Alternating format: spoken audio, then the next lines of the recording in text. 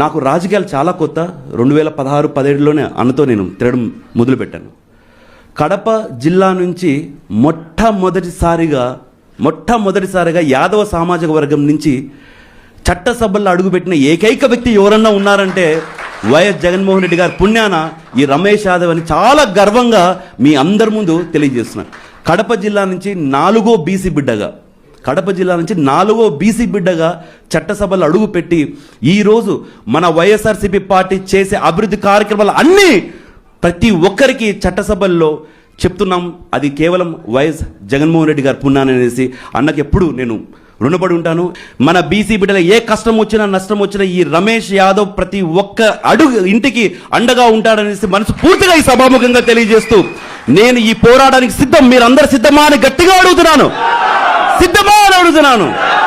ఖచ్చితంగా ఎటువంటి పరిస్థితుల్లో 2029లో వైఎస్ జగన్మోహన్ రెడ్డి అని నేను వినేంత వరకు మనం బీసీలందరూ కలిసి కట్టుగా పనిచేయాలనేసి మనస్ఫూర్తిగా కోరుకుంటూ